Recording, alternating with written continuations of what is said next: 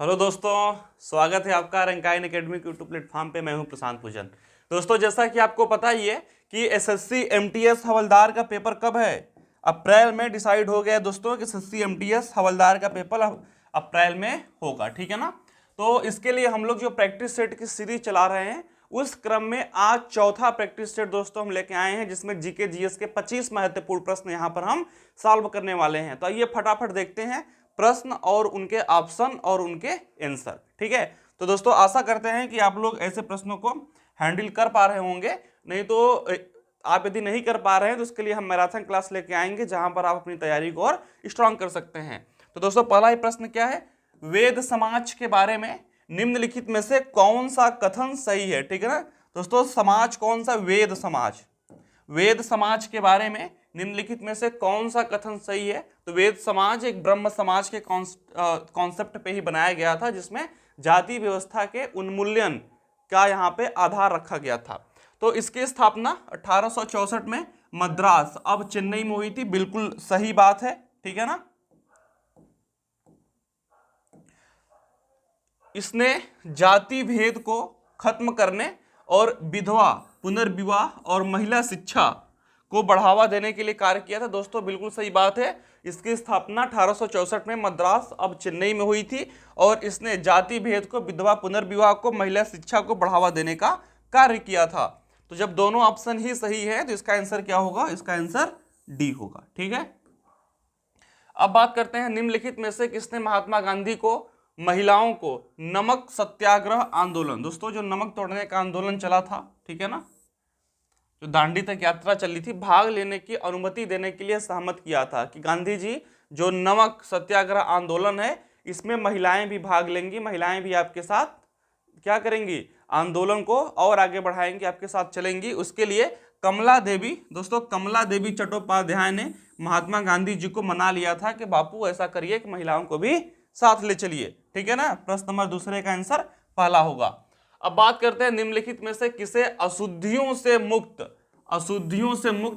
प्राकृतिक जल, आसुत जल का सबसे शुद्ध रूप माना जाता है। दोस्तों जो बरसात का पानी होता है, ठीक है ना, टप टप वर्षा पानी ऐसे होता है, जो टप टप वर्षा पानी है, जब बरसात का पानी नीचे गिरता है तो आसवन पद्धति के द्वारा उसकी अशुद्धियां जो होती हैं मैक्सिमम खत्म हो जाती हैं और वह पानी पीने के लिए सबसे शुद्ध माना जाता है। तो दोस्तों यहां पर बारिश का जल,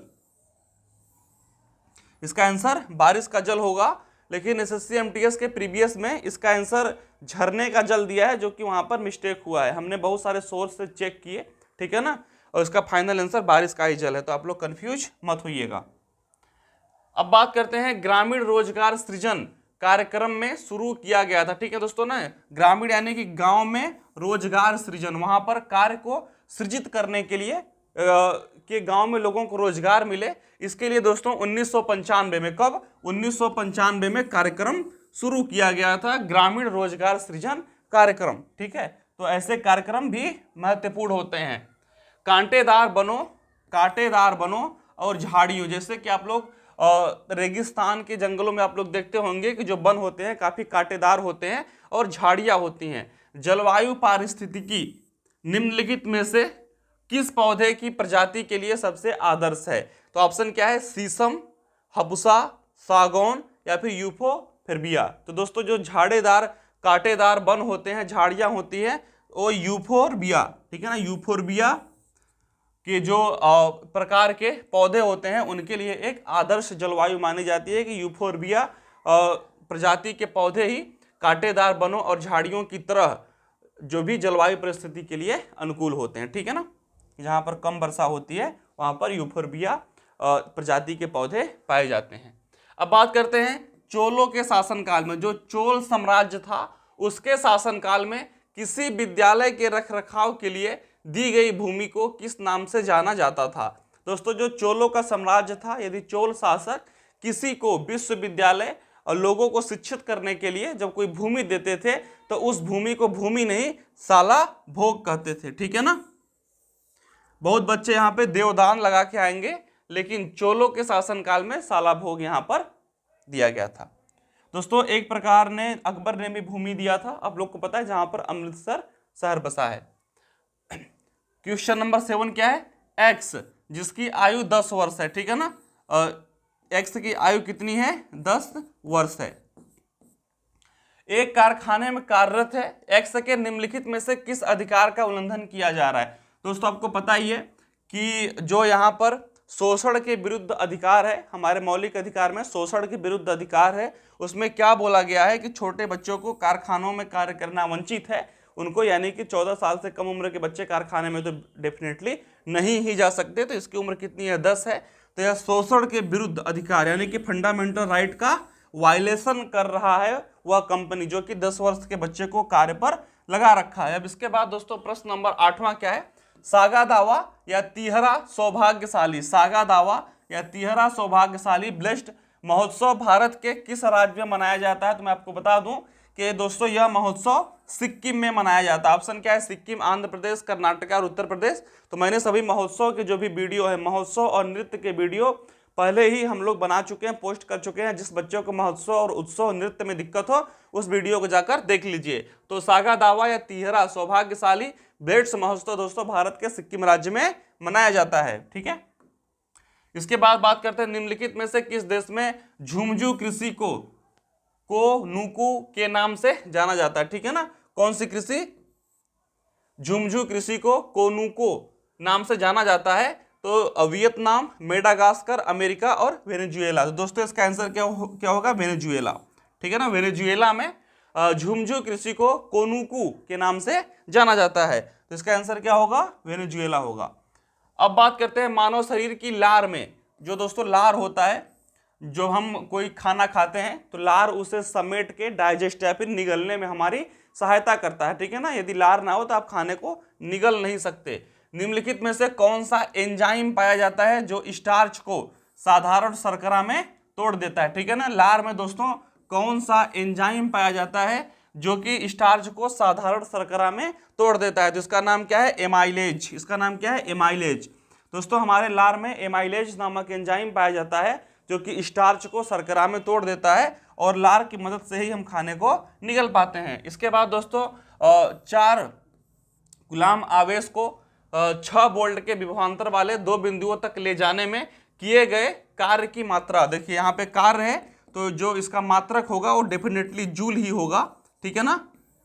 तो यहाँ पर क्या है कि 4 कूलाम का आवेश है और विभवांतर कितना है, 6 वोल्ट है, और हमसे कार्य पूछ रहा है तो दोनों को हम क्या करेंगे, मल्टीप्लाई यहाँ पे कर देंगे, ठीक है ना। तो यहाँ पर क्या हो जाएगा 4 × 6, तो W = 24 और कार्य का मात्रक जूल होगा। तो इसका आंसर कितना होगा, 24 जूल होगा।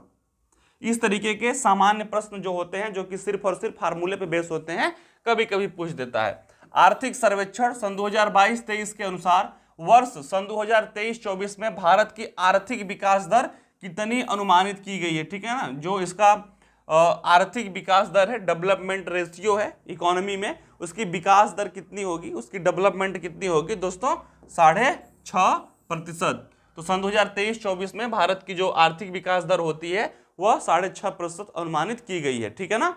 1 अप्रैल से 31 मार्च तक, ठीक है ना, 1 अप्रैल से लेके 31 मार्च तक भारत का वार्षिक वर्ष होता है इकोनॉमी की दृष्टि से, ठीक है। अब बात करते हैं प्रधानमंत्री श्री नरेंद्र मोदी द्वारा हाल ही में दक्षिण भारत की पहली औद्योगिक कॉरिडोर परियोजना, मतलब कि दक्षिण भारत से भारत का एक समन्वय हुआ है, ठीक है ना। दक्षिण भारत से भारत, ठीक है ना। औद्योगिक कॉरिडोर परियोजना की आधारशिला कहाँ रखी गई, तो तुमुकूर कर्नाटक, यानी उत्तर और दक्षिण की बात यहाँ पे चल रही है। तो जो औद्योगिक कॉरिडोर परियोजना, कॉरिडोर का मतलब कि आने जाने का एक रास्ता, ठीक है ना, इसकी परियोजना तुमुकूर कर्नाटक से की गई है। तो प्रश्न नंबर 13 का आंसर क्या होगा, तुमुकूर कर्नाटक। दोस्तों 25 क्वेश्चन फटाफट हम यहाँ पर देख रहे हैं, जिसमें से प्रीवियस ईयर के भी क्वेश्चन इसमें सम्मिलित किए गए हैं और तत्काल के करंट अफेयर्स को भी ऐड किया गया है। निम्नलिखित में से कौन प्राणी जगत के संधि पाद प्राणी आर्थ्रोपोडा समूह से संबंधित नहीं है। दोस्तों तितली हो गया, तिलचट्टा हो गया, मकड़ी हो गया, ये तीनों ही आर्थ्रोपोडा समूह से संबंधित है। लेकिन अष्टबाहु ऑक्टोपस, जो ऑक्टोपस होता है ना, वह आर्थ्रोपोडा समूह से संबंधित नहीं है, तो इसलिए इसका आंसर क्या होगा, ऑक्टोपस। अब बात करते हैं निम्नलिखित में से कौन तबला वादक नहीं था या फिर है, ठीक है ना। दिन की मृत्यु हो गई है तो था, नहीं हुई है तो है, ठीक है ना। अल्लाह रखा, किशन, महाराज, जाकिर हुसैन। दोस्तों यह तीनों ही तबला वादक हैं, यह तीनों ही तबला वादक हैं, ठीक है ना, यह तीनों ही तबला वादक हैं। तो तबला वादक कौन नहीं है, शेख चिन्ना मौला दोस्तों तबला वादक नहीं है। तो प्रश्न नंबर 15 का आंसर क्या है कि कौन सा तबला वादक नहीं है, तो शेख चिन्ना मौला तबला वादक नहीं है, और उसके बाद के सभी तबला वादक है। जाकिर हुसैन सबसे प्रमुख तबला वादक है। जी आपसे पूछे कि तबला वादक के क्षेत्र में कौन सा प्रमुख नाम है, तो जाकिर हुसैन। भारत की स्थानीय भाषा को, जो भारत की स्थानीय भाषा, जैसे कि आप लोगों ने देखा होगा कि 8वीं जो अनुसूची है उसमें जो 22 भाषा सम्मिलित हुई है, ठीक है ना। जब अनुसूची पहली बार जोड़ी गई थी तो उसमें 14 भाषा थी, लेकिन अब बढ़ाकर उसको 22 कर दिया गया है। को डिजिटल दुनिया में बढ़ावा देने के लिए प्रोजेक्ट एलोरा को किसके द्वारा प्रारंभ किया गया है, दोस्तों माइक्रोसॉफ्ट ने यह बीड़ा उठाया है प्रोजेक्ट एलोरा के अंतर्गत कि भारत की जो स्थानीय भाषा है इसको डिजिटल दुनिया में बढ़ावा दिया जाएगा, ठीक है ना। तो यह बीड़ा कौन उठाया है, माइक्रोसॉफ्ट। यह प्रश्न काफी इंपॉर्टेंट है। अब बात करते हैं एक किले के बारे में, निम्नलिखित कथनों पर विचार कीजिए। इसे मूल रूप से मनकल के नाम से जाना जाता था। इसे वर्ष 1143 में एक पहाड़ी की चोटी पर, ठीक है ना, एक पहाड़ी की चोटी पर बनाया गया था। उपरोक्त कथनों में से इस किले के बारे में बात की जाए दोस्तों, गोलकोंडा का किला जो है इसको मूल रूप से मनकल के नाम से जाना जाता था, ठीक है ना, और इसको 1143 में एक पहाड़ी की चोटी पर बनाया गया था। तो यह डेफिनेटली गोलकोंडा किला के बारे में बातचीत चल रही है, ठीक है ना। अब बात करते हैं BVR सुब्रमण्यम को हाल ही में किसके CEO के रूप में नियुक्त किया गया है, दोस्तों नीति आयोग, ठीक है ना। नीति आयोग का पहले नाम योजना आयोग था, लेकिन 1 जनवरी सन 2015 को इसका नाम नीति आयोग कर दिया गया, ठीक है ना। और जो इसके अध्यक्ष होते हैं वह प्रधानमंत्री होते हैं। नीति आयोग के अध्यक्ष कौन से होते हैं, वह प्रधानमंत्री होते हैं, भारत के प्रधानमंत्री नीति आयोग के हेड होते हैं, ठीक है ना।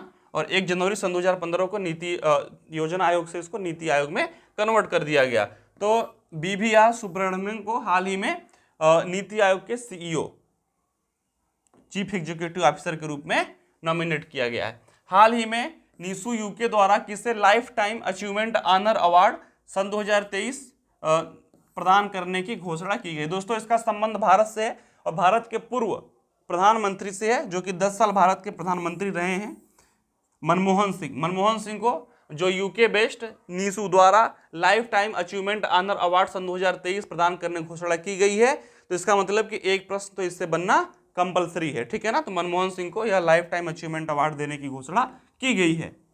अब बात करते हैं भारतनाट्यम किस भारतीय राज्य का शास्त्रीय नृत्य। दोस्तों काफी आसान क्वेश्चन है, भारतनाट्यम तमिलनाडु का। तो जो भी नृत्य प्रमुख नृत्य हैं वह कहाँ से संबंधित है उसके बारे में आप लोग पढ़ लीजिए, यह हमने वीडियो भी इसका डाल रखा है। तो भारतनाट्यम किस भारतीय राज्य का शास्त्रीय नृत्य है, तो यह तमिलनाडु है, ठीक है ना।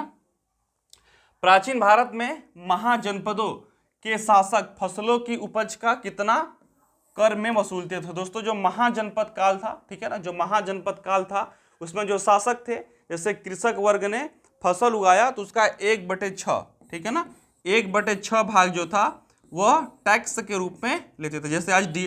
जैसे आज हमारा क्या है GST है, वैसे पहले का टैक्स कितना था 1/6 भाग, ठीक है ना। तो महाजनपद काल में जो टैक्स वसूला जाता था वह 1/6 भाग था। अब बात करते हैं भारतीय संविधान के अनुसार प्रधानमंत्री की नियुक्ति किसके द्वारा होती है। तो दोस्तों प्रधानमंत्री और उसके जो मंत्रियों की शपथ ग्रहण समारोह होता है वह कौन करवाता है, वह भारत के राष्ट्रपति करवाते हैं, ठीक है ना। और राष्ट्रपति का भारत के मुख्य न्यायाधीश और मुख्य न्यायाधीश का भारत का राष्ट्रपति, ठीक है ना। इस तरीके से यह होता है। तो भारतीय संविधान के अनुसार प्रधानमंत्री की नियुक्ति भारत के राष्ट्रपति द्वारा की जाती है। बहुमत दल का जो नेता होता है लोकसभा में उसको राष्ट्रपति आमंत्रित करता है और उसे भारत का प्रधानमंत्री नियुक्त करता है। यामिनी कृष्णमूर्ति किस शास्त्रीय नृत्य के लिए प्रसिद्ध हैं। दोस्तों यदि आपको कुचिपुड़ी ऑप्शन में दिख जाए या फिर आपको भारतनाट्यम ऑप्शन में दिख जाए, ठीक है ना, तो यामिनी कृष्णमूर्ति दोनों ही शास्त्रीय नृत्य शैली के लिए प्रसिद्ध हैं, भारतनाट्यम और कुचिपुड़ी। तो कुचिपुड़ी और मोहिनीअट्टम ये गलत है। दोस्तों मोहिनीअट्टम के बारे में आप लोग जानते हैं, मोहिनीअट्टम में क्या हुआ कि जब महादेव को प्रसन्न करके भस्मासुर ने उनसे वरदान प्राप्त किया, ठीक है ना, तो उसने क्या बोला कि सर मैं इसको टेस्ट कैसे करूं, आपने तो बोल दिया कि जिसके ऊपर मैं हाथ अपना रख दूंगा भस्म हो जाएगा। तो महादेव इसके सामने दिखे तो उन्हीं को दौड़ा लिया, ठीक है ना। तो फिर ऐसी मान्यता है कि विष्णु भगवान जो है वह मोहिनी का रूप धारण करके भस्मासुर को मोहित करके और एक नृत्य के तरीके से उसी के हाथ को उसी के सर पे रखवा के उसको भस्म करवाया। तो यह जो मोहिनीअट्टम नृत्य है वह भगवान विष्णु ने इसको इजाद किया था, ऐसा माना जाता है। और यह नृत्य सिर्फ और सिर्फ महिलाएं ही करती हैं। तो मोहिनीअट्टम का यामिनी कृष्णमूर्ति से कोई विशेष संबंध नहीं है। भारतनाट्यम और कुचिपुड़ी, डेफिनेटली भारतनाट्यम और कुचिपुड़ी जो है यह मोहिनीअट्टम यह किसडी यामिनी कृष्णमूर्ति से संबंधित है, ठीक है ना। सन 2011 की जनगणना के अनुसार केरल की साक्षरता दर कितनी थी? दोस्तों यहाँ पर हमें एक ग्राफ मिला है, 80 से 85 तो बहुत कम है, इतना तो आप लोग, और 100% तो किसी की हो नहीं सकती। 86 और 90 भी कम है, क्योंकि केरल सबसे ज़्यादा साक्षर था, 90% से अधिक ही उसकी साक्षरता दर थी। तो हम डेफिनेटली 91 से 95 के रेशियो को ले सकते हैं। अब बात करते हैं निम्नलिखित में से कौन सी बराक ओबामा की आत्मकथा थी। दोस्तों इस प्रकार के जो फेम हैं वर्ल्ड में, पॉलिटिशियन हैं, ठीक है ना, उनकी आत्मकथा हमेशा ही पूछता है, ठीक है। तो जैसे आप लोगों ने लूसेंट पढ़ा होगा तो उसके लास्ट पेज में, ठीक है ना, मिसलेनियस क्वेश्चन में ऐसे क्वेश्चन दिए हुए हैं, तो उसको भी आप लोग एक बार देख लीजिएगा।